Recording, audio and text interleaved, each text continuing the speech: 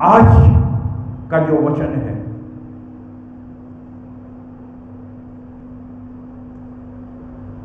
कि 7 तरह का 7 gift of Christ to believer, 7 तरह का दान यीशु के द्वारा विश्वासियों को। ये जो दिसंबर का महीना जो कल से शुरू होगा, वरना नवंबर से ही लोग यीशु मसीह का जन्म का सेलिब्रेट करना शुरू कर दिया है। और जो है हर एक मसीही जो है ये सोचता है कि जब यीशु का जन्म दिसंबर महीना में हम लोग सेलिब्रेट करेंगे तो बड़े खुशी के साथ, बड़े आनंद के साथ, बड़े उमंग के साथ, क्योंकि यही जो है वचन कहा गया था कि तुम्हारे लिए एक उद्धारकर्ता जन्मा है, और यही जो है प्रभु मसीह है। और ये जो महीना जो है अर्थात जिसमें हम लोग गिफ्ट या दान का आदान प्रदान लोग करता है, और वो गिफ्ट या दान के आदान प्रदान से थोड़ा सा हम लोग दिखाने की कोशिश करते हैं हम लोग कि हाँ हम तुमसे प्रेम करते हैं। क्योंकि जो है इससे तो बड़ा और बड़ा दान नहीं हो सकता कि जब परमेश्वर अपने पुत्र यीशु को इस संसार में दान कर दिया, इससे तो बड़ा दान और कुछ भी नहीं हो सकता। और इससे भी बड़ा और दान नहीं हो सकता कि यीशु अपना लाइफ को, अपने जीवन को कलवरी क्रूस पर दान कर दिया या दे दिया। इससे तो बड़ा और कुछ भी नहीं हो सकता। हम और आप जो है इस विश्वासी जीवन में थोड़ा बहुत प्रभु के लिए जो कर सकते हैं कर रहे हैं। कुछ विश्वास के द्वारा हम लौटा रहे हैं प्रभु को, कुछ दान के द्वारा प्रभु को लौटा रहे हैं, कुछ हमारी उपस्थिति के द्वारा प्रभु को हम लौटा रहे हैं, कुछ आराधना, महिमा, गौरव, प्रशंसा के द्वारा हम प्रभु को जो लौटाना हम लौटा रहे हैं। परंतु जो है अगर हम परमेश्वर के वचन में हम देखें तो सिर्फ यीशु जो है अपने आप को जो है क्रूस पर दान नहीं दिया, हाँ क्या हमारे लिए दे नहीं दिया, परंतु हम पाते हैं कि परमेश्वर अर्थात यीशु विश्वासियों को और भी बहुत सारे गिफ्ट या दान दिया है। मत्ती रचित सुसमाचार 11 अध्याय का 28 पद में इस प्रकार से लिखा हुआ है, ये सब परिश्रम करने वालों और बोझ से दबे हुए लोगों, मेरे पास आओ, मैं तुम्हें विश्राम दूंगा। हे सब परिश्रम करने वालों और बोझ से दबे हुए लोगों, मेरे पास आओ। कोई भी आपका प्रतिवेशी, परिवार के लोग ये वर्ड, ये शब्द नहीं बोल सकता कि मेरे पास आओ और मैं तुम्हें आराम दूंगा, रेस्ट दूंगा। आई विल गिव, मैं तुमको रेस्ट दूंगा। ये जो हम आराम पा रहे हैं, हे सब थके और बोझ से दबे हुए लोगों, पहला दान, पहला गिफ्ट जो यीशु की ओर से विश्वासियों को मिला है, चाहे वो किसी भी प्रकार का बोझ से दबे हुए लोग हैं, वो बीमारी का बोझ हो सकता है, उसके पास नौकरी नहीं है उसका बोझ हो सकता है, कोई उसको प्यार नहीं करता उसका भी बोझ हो सकता है, कोई उसको पसंद नहीं करता वो भी उसका बोझ हो सकता है, पूरा परिवार का बोझ उसी के ऊपर लगा हुआ है, वो भी उसका बोझ हो सकता है। संसार में रहते हुए चाहे जितनी भी प्रकार का जो उसके ऊपर बोझ या टेंशन लगा हुआ है, और इसलिए तो वचन कहता है सब थके और बोझ से दबे हुए लोगों, थकान आपको सुबह महसूस नहीं होगा। जब दिन ढल जाएगा, जब शाम आ जाएगी, तब आपको पता चलेगा कि सारा दिन में जो आप काम किए हैं और ये सारा दिन का थकान जो है वो क्या होता है, वो आपको शाम को या रात को पता चलेगा। जब आप टटका सवेरे उठते हैं आपको नहीं पता चलेगा। आप जो है थके हुए इंसान है। मनुष्य जो है जीवन से थक गया, पाप को भी ढोते ढोते थक गया, परिवार को भी ढोते ढोते थक गया, मनुष्य के बात को सुनते सुनते ढोते ढोते आप थक गए हैं। जिस जीवन में हम और आप रहते हैं, कोई ना आपको छोड़ता ना हमको छोड़ता, नहीं छोड़ता है, परंतु एक दान आया है परमेश्वर यीशु की ओर से, और वो दान है, हे सब थके और बोझ से दबे हुए लोगों मेरे पास आओ। जब लोग जो है थका हुआ है, बोझ से दबाए लोग है, लोग नाना प्रकार का उपाय को खोजा है, खोजता है। उस वक्त ये चीज, ये रेफरेंस, ये पद को भूल गया है। एक है जो हमको बुलाया है, हमको पुकारा है। ये दान जो है मेरे लिए रखा हुआ है, ये गिफ्ट जो है मेरे लिए रखा हुआ है, और ये जो है उत्तम दान, उत्तम गिफ्ट जो है मेरे लिए रखा हुआ है। कभी कभी जो है दान तुरंत नहीं मिलता है। जैसे पौलुस कहता, मैं निशाने की ओर दौड़ा चला जाता हूं ताकि मैं उस इनाम को पाऊं। रखा हुआ है। यहां पर हम पाते हैं कि मैं तुम्हें विश्राम दूंगा। आपका विश्राम परमेश्वर यीशु में सुरक्षित है, हमारा विश्राम प्रभु यीशु मसीह में सुरक्षित है। यह पहला गिफ्ट, यह पहला दान। ऐसा बात नहीं है खाली परमेश्वर ही दान दिया है और यीशु जो है खुद हमारे बीच में है। यीशु खुद जो है ये बोल रहा, मेरे पास आओ, क्योंकि ये महीना है, दिसंबर का महीना, दान लेने देने का महीना है, गिफ्ट का आदान प्रदान करने का महीना है, और इसलिए जो है ये दान भी हम जान के रखें। मत्ती इसका 16 अध्याय का 19 पद, मैं तुझे स्वर्ग के राज्य की कुंजियां दूंगा, और जो कुछ तू पृथ्वी पर बांधेगा वह स्वर्ग में बंधेगा। मैं तुम्हें क्या दूंगा? स्वर्ग राज की कुंजियां दूंगा था, की कुंजी दूंगा, चाबी। और जो कुछ तू पृथ्वी पर बांधेगा वह स्वर्ग में बंधेगा, और जो कुछ तू पृथ्वी पर खोलेगा वह स्वर्ग में खुलेगा।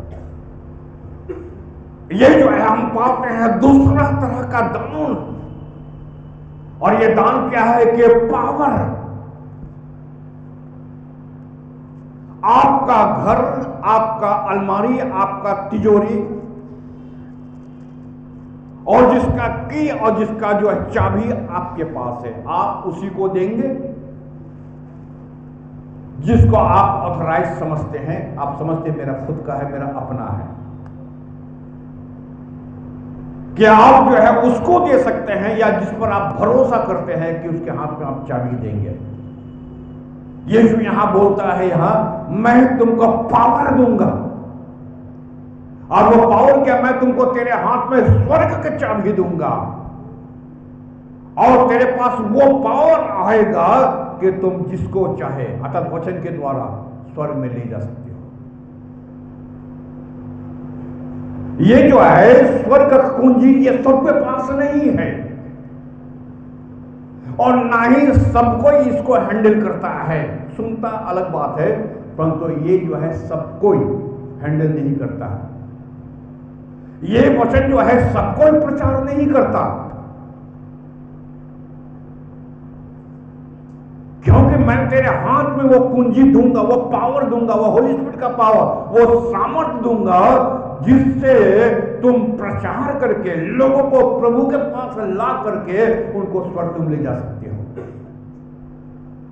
क्यों? बाहर तो बहुत सारे लोग हैं, बहुत सारे जो है अमीर व्यक्ति है, करोड़पति है, अरबपति है, सबके हाथ में तो नहीं दे दिया है, और बहुत सारे गरीब भी है, उसके हाथ में भी नहीं है, परंतु सम सेलेक्टेड पर्सन,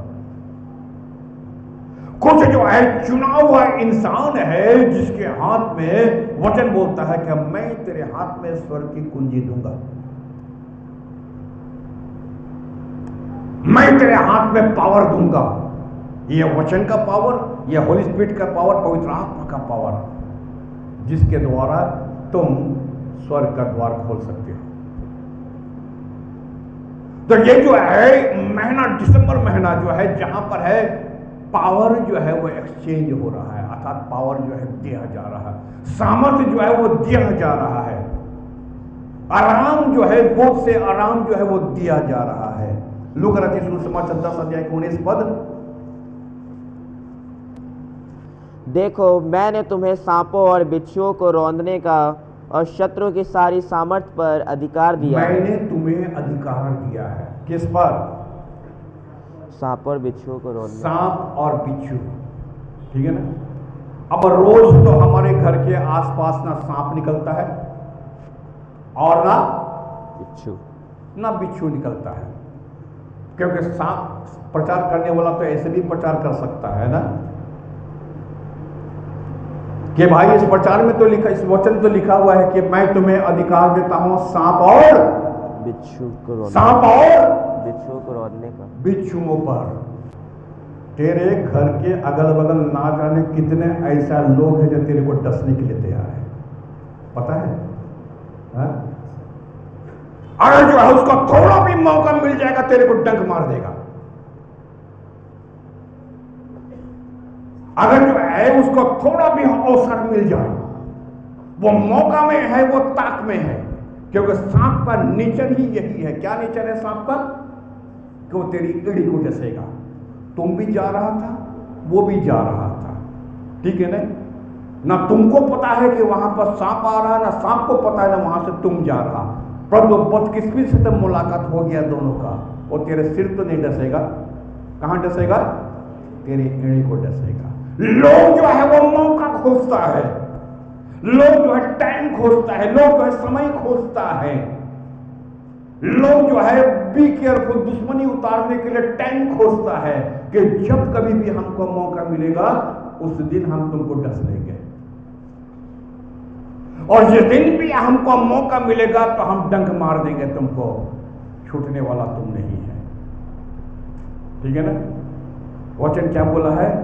मैं इन सब के ऊपर तुमको क्या कर दूंगा? मैं एक गिफ्ट दूंगा, एक दान दूंगा, और वो दान क्या है कि ये जो है सांप और बिच्छू के ऊपर भी तेरा अधिकार होगा। उसका मतलब है कोई तेरी अगर हानि पहुंचाना भी चाहे तो हानि नहीं पहुंचा सकता, क्योंकि तुम मेरे लोग हो।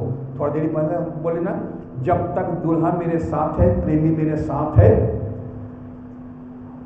जब तक जो है वो मेरे पास आया था, मैंने तो द्वार नहीं खोला, जब वो चला गया तो मैं भी बाहर निकल गया खोजने के लिए, और जैसे बाहर निकला तो मोहल्ला के लोग, शहर के लोग मुझको पकड़ के पीट दिया, है ना। अभी पढ़े थे ना, पढ़े थे, शहर के लोग मिलकर पीट दिया।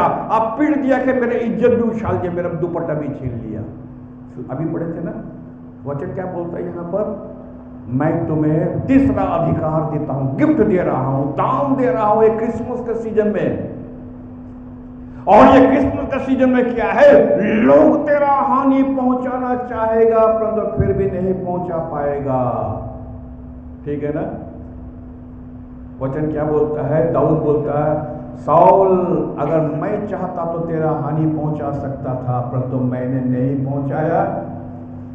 देख मेरा भाला, तेरा भाला भी मेरे हाथ में है, और मेरे लोग भी सामने खड़ा है, चाहता तो अभी तुमको मार डाले, परंतु तू बच गया। तू इसलिए बच गया क्योंकि परमेश्वर ने तुमको चुना है, इसलिए तू बच गया, ठीक है ना। डंक तो हम उसी वक्त तुमको मार सकते थे, और जो है सांप का छबोल जो है उसी वक्त तुमको हम दे सकते थे, परंतु तू बच गया क्योंकि तुझको परमेश्वर ने चुना है,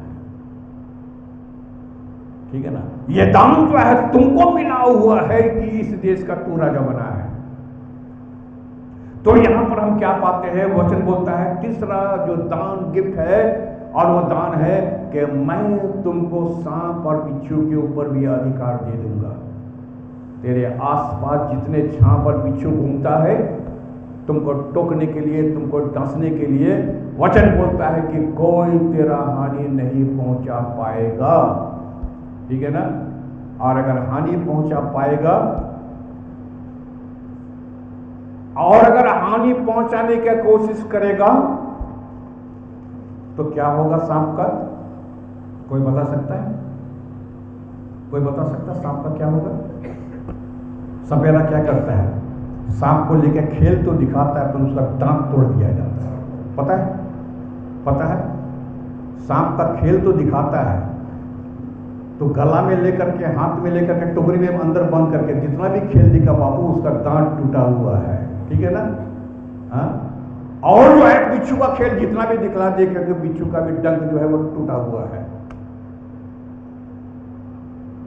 इसलिए जो है, जो प्रभु के लोग हैं उसका कोई हानि नहीं होगा, दुश्मन खुद ब खुद जो है उससे दूर भागेगा। क्यों?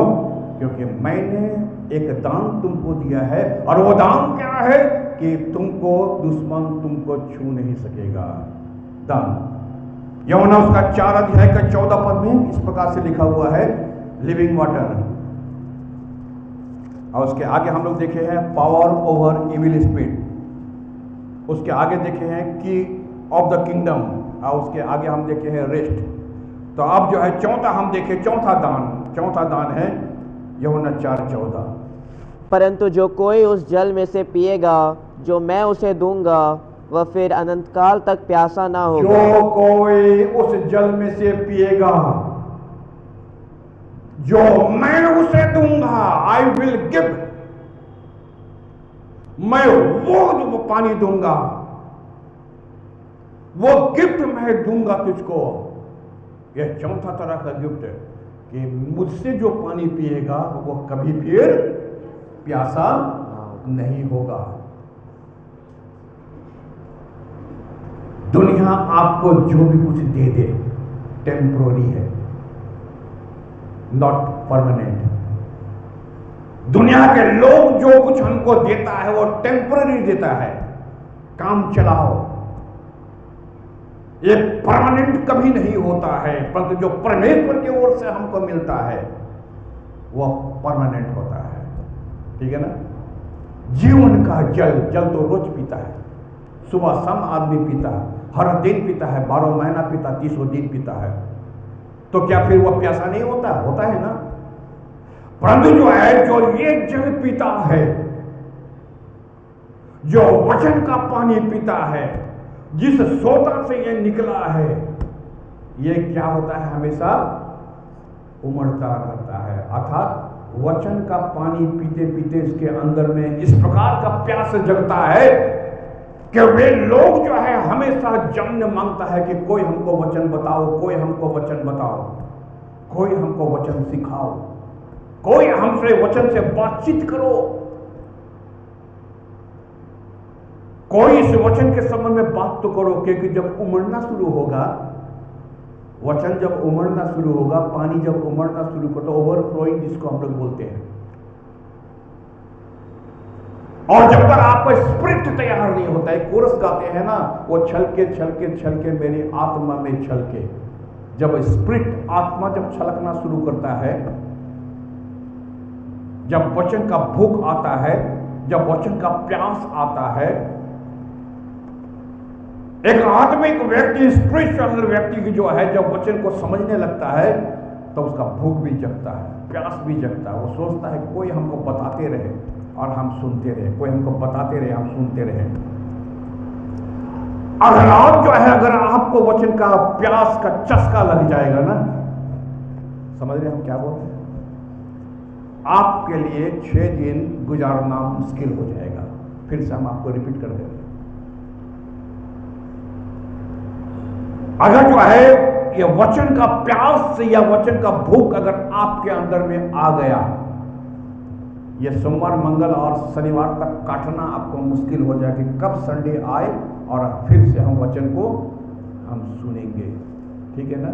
इसको बोला जाता है, आप इसको पकड़ ले, इसी को कहा जाता है कि जो वचन का प्यास या वचन का भूख। यीशु बोलता है कि उनमें से जो जल मैं उसको दूंगा वो कभी प्यासा नहीं होती। इतना छलकेगा, इतना छलकेगा,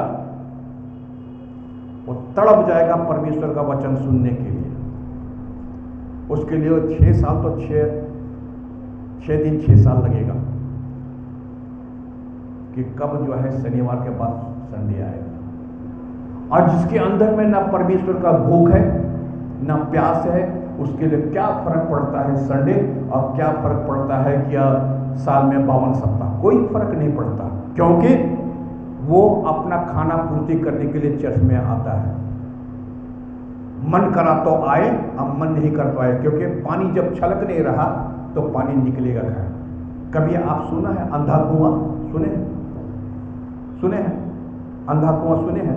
कुआं भी अंधा होता है? कितने लोग सुना अंधा कुआं? बहुत से ऐसा कुआं आपको मिलेगा जिसमें आज कोई पानी नहीं है, ठीक है ना। बहुत से नदी आपको ऐसा मिल जाएगा, नदी तो है, पता भी चल रहा धार इसका था कभी, वो सूख गया, ठीक है ना। कितने ऐसा विश्वासी हैं, कैसे पता चलेगा कि अंधा विश्वासी है? अंधभक्त तो सुने हैं हम लोग भारतवर्ष के अंदर में ना। अंधविश्वासी जिसको मंडली से कोई मतलब नहीं है, जिसको वचन से कोई मतलब नहीं है, अंदर से तो उमड़ ही नहीं रहा है। जो भी एक दिन टाइम मिलता है उसको भागे भागे यहां पर आने का, पर क्या पता आज कौन सा वचन से परमेश्वर बातचीत करेगा, क्या पता कौन सा वचन आज मेरे लिए आ रहा है। मान लीजिए पिछले सप्ताह हमने आपको प्रचार नहीं किए थे, खाली आपको हम कुछ इंस्ट्रक्शन एसआर के बारे में बतला रहे थे। मान लीजिए जो लोग उस वक्त नहीं आया तो उस समय अभी से और अभी का 15 दिन हो गया, अभी भी जो 15 दिन हो गया अभी भी नहीं आया, उसका मतलब क्या हुआ? कोई फर्क नहीं पड़ता, क्योंकि आत्मा जब डेड है, मरा हुआ है, ठीक है ना, वो क्यों कर प्रभु का वचन पाने के लिए, सुनने के लिए आएगा। परंतु जो कुआं उमड़ता रहता है, पानी फुहारा निकलते रहता है। कभी आप समुद्र को शांत होते देखा है? कितना लोग देखा है समुद्र को शांत होते? कोई नहीं देखा होगा। समुद्र कभी शांत नहीं होता। कभी कोई झरना को शांत होते देखा है? झरना शांत होते देखा है? नहीं दिखे। आप 20 साल पहले कहीं गया होगा, अभी भी जाओ देखेगा अभी भी झर रहा, अभी भी आ रहा, ठीक है ना, शांत नहीं हो रहा वो। ऐसे ही प्राकृतिक है, मनुष्य का लाइफ भी है, ऐसा है। जो लोग वचन सुन रहा, वचन अंदर रख ले रहा, वचन बोल रहा है कि जो जल मैं उसे दूंगा उनमें से वो सोता निरंतर हमेशा के लिए वो उमड़ता रहेगा। ये जो गिफ्ट है, ये दान है, ठीक है ना, ये जो है दान है, ये वचन का गिफ्ट है। ये अगर प्रभु आपको दिया है तो ये आपको उमड़ता रहेगा। यूहन्ना 6:51 में इस प्रकार से लिखा हुआ है, द ब्रेड ऑफ हेवन, जीवन की रोटी जो स्वर्ग से उतरी मैं हूँ। जीवन का रोटी जो स्वर्ग से उतरी वो मैं हूँ। यदि कोई इस रोटी में से खाए तो सर्वदा जीवित रहेगा। अगर कोई इस रोटी में से खाए, अर्थात प्रभु का वचन सुनता रहे, यीशु मसीह बोलता मैं जगत की, मैं जीवन की रोटी हूं। बनी बात है, एक रोटी अगर आप खाते हैं तो आप जीवित रहते हैं, आपका पेट भरता है, आप एनर्जी पाते हैं, सामर्थ पाते हैं। उसी प्रकार से अगर आप, यीशु बोलता है कि जीवन का रोटी मैं हूं, अर्थात जो वचन को, यीशु का वचन को पाते रहेगा, यीशु का वचन को सुनता रहेगा, तो फिर कभी भूखा नहीं होने वाला। हमारा क्या करने के लिए यहां पर आए हैं? आराधना तो एक बात अलग ही है, एक जो है वचन सुनने का प्रिपरेशन है, तैयारी है। हम कई बार आपको बोल दिए हैं, बहुत सुंदर सुंदर गीत गाना, बहुत आराधना करना, बहुत बैंड के सामने, ये साल्वेशन नहीं है। हम बार बार मंडली को रिपीट करते हैं, बार बार हम बोलते रहते हैं। कभी जो है आप इस चक्कर में मत फंस जाना कि बहुत लोगों का बैंड आया, बहुत सुंदर गाना गाया, बहुत सुंदर जो है आराधना किया, दैट इज नॉट साल्वेशन। वो साल्वेशन नहीं है। हम बार बार अपने मंडली को कम से कम चिताते रहते हैं। साल्वेशन वही है, उद्धार वही है जब अंगीकार करता है, स्वीकार करता है, वही उसी को कहा जाता है साल्वेशन, ठीक है ना। यहां पर क्या बोलता है? रोटी जीवन का मैं ही हूं, और जो मुझसे लेता है, खाता है, वो, आगे पढ़ो, और जो रोटी मैं जगत के जीवन के लिए दूंगा वह मेरा मांस है। और जो मैं जगत के लिए दूंगा वो मेरा क्या है? मांस मेरा है। मांस है, अर्थात मेरा शरीर है जो तुम्हारे लिए है। ये दान है परमेश्वर की। ये जो है यीशु का जो है दान है कि आपने शरीर को भी वो दे दिया है, तोड़ दिया। मारा गया, पीटा गया, कूटा गया, ठोका गया, अपने शरीर को भी उसने दे दिया। ये बहुत बड़ा जो है दान है। कोई दान देने नहीं मांगता। आपको थोड़ा सा हम काम करने अगर यहां बोले, ठीक है ना, थोड़ा सा अगर हम काम करने बोलेंगे तो आप गिनती करना शुरू कर देंगे, मैंने ये किया, मैंने ये। मनुष्य का नेचर है, हम आपको ऊपर दोष नहीं लगा रहे, दैट इज नेचर, ठीक है ना, ये फितरत है, इसको नेचर बोल सकते हैं हम लोग। आप थोड़ा सा काम करोगे, आप गिनना शुरू कर देंगे, मैंने ये किया, मैंने वो किया, मैंने वो किया, मैंने ये किया। ठीक बात है, सही बात है, हम बिल्कुल बात बोलते हैं। आप नहीं काम करोगे, आप काम करोगे तो कितना दिन, कितने समय तक काम करोगे, कितना काम करोगे आप? एक दिन ऐसे आएगा कि लोग आप पे ही कान में फूंकेगा, तुम जो वहां काम करता तुम कुछ मिलता है? कुछ नहीं मिलता है। पार्टनर अपना काम निकालता है, आपका कान में फूकेगा, इधर ये ऐसे बात है, हाँ ऐसे अब नहीं आएंगे। लोगों का फितरत है। तो ये क्या हो रहा है यहाँ?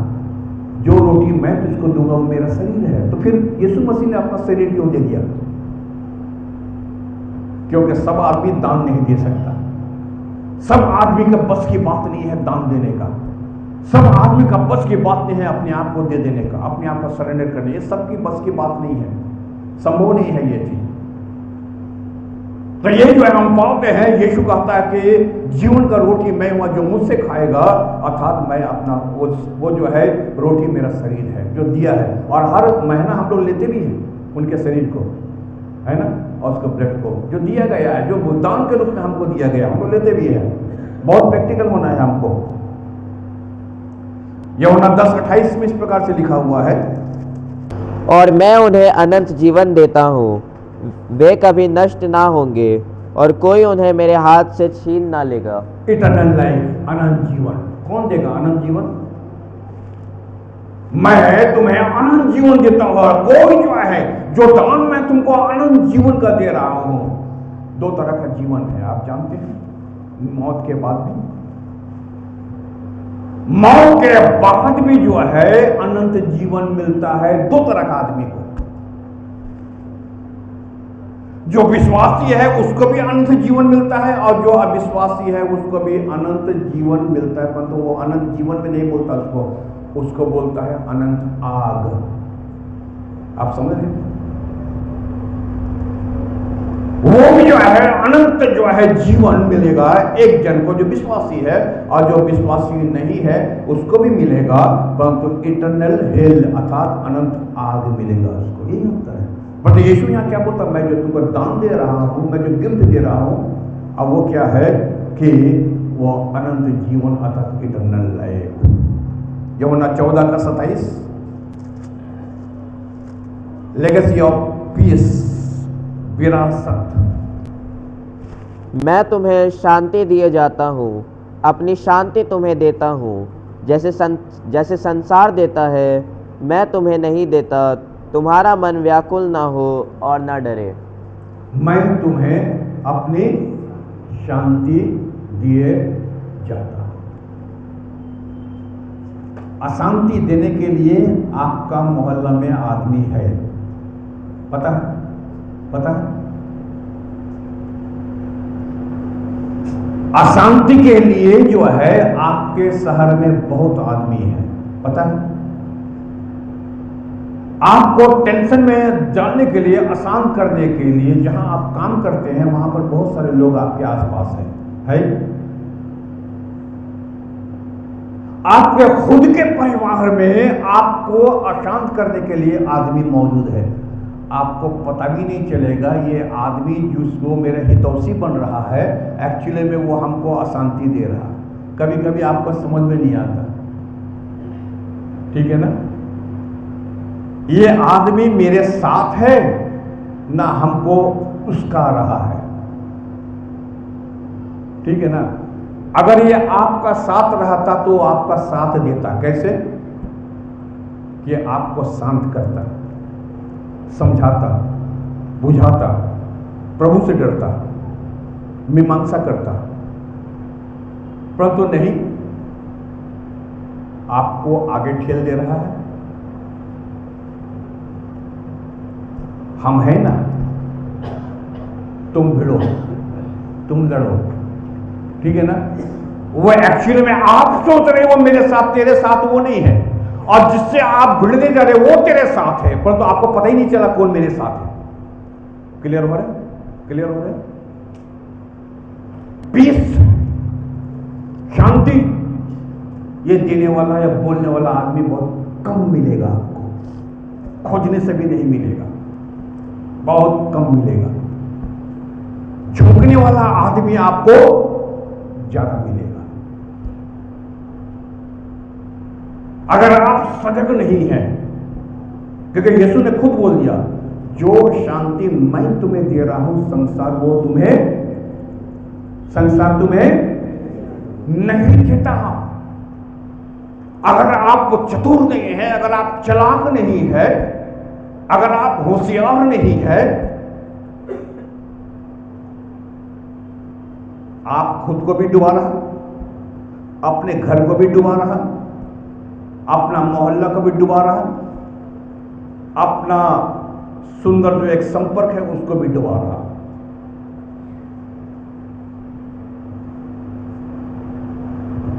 जैसे ये मंडली तो हम 45 साल से चला रहे हैं। आप क्या सोचते हैं, अगर आपके मोहल्ला में, आपके घर में अगर विरोधी है तो क्या मेरे चर्च में विरोधी नहीं होगा? क्या सोच रहे हैं, होगा या नहीं? बड़ी बात होगा। तो मेरे माइंड में एक ही बात है, विरोधी भी मेरा और जो मेरे और वो भी मेरा, ठीक है ना। ये गाल भी मेरा और ये गाल भी मेरा। क्लियर हो रहा है? तुम भी मेरा और वो भी मेरा, विश्वासी भी मेरा, अविश्वासी भी मेरा। इसलिए जिसको बकना है वो बक लो, जिसको बोलना है बोल लो। जब फिर मेरा टाइम आएगा तब फिर हम बोलेंगे, ठीक है ना। शेष गीत 5 अध्याय का 6 पद मार्क लगा लेना। अगर कभी मार खा के आएगा ना तो पता लगना यीशु को हम बाहर रख दिए थे, इसलिए मार खा के आ गए, ठीक है ना, समझ लेना। कभी दुपट्टा छीन के आएगा तो समझ लेना कि वो जो दुपट्टा मेरा छीना है वो शहर का परवे था, वो मेरा छीन लिया, क्योंकि हमने यीशु को बाहर किया। शांति तो अब दिया नहीं, और तभी तो इतना साल से ये मंडली चल रहा ना। अगर सबसे जो है, अगर हम दुश्मनी करना शुरू कर देते, एक एक करके सभी बाहर चलते, तो अगुवाई किसका करेंगे? तो प्रभु ने कहा ना, अगर तुम मुझसे प्यार करता है तो मेरी भेड़ की अगुवाई कर। अगर तुम मेरे लोगों को प्यार करता है तो मेरी भेड़ की, ये तो तुम तो है, मेरा तो नहीं है, प्रभु का है, इसलिए हम आपकी अगुवाई कर रहे हैं। तो ये जो है एक तो और दान है।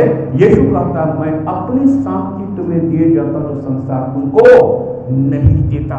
ये संसार की ओर से कतई संभव नहीं। तो आज हम लोग देखे ये क्रिसमस का सीजन में जो कि दान का महीना है, परमेश्वर ने उत्तम दान दिया है, तो यीशु भी जो है विश्वासियों को दान दिया है। पहला है आराम, रेस्ट, दूसरा है की ऑफ द किंगडम, और तीसरा है power of the evil spirit, और चौथा है लिविंग वाटर, पांचवा है ब्रेड ऑफ हेवन, और छठवा है इटर्नल लाइफ, और सातवां है लेगेसी ऑफ पीस, अर्थात शांति विरासत से हमें मिला है। सुंदर दान, उत्तम दान जो यीशु की ओर से हमें मिला है।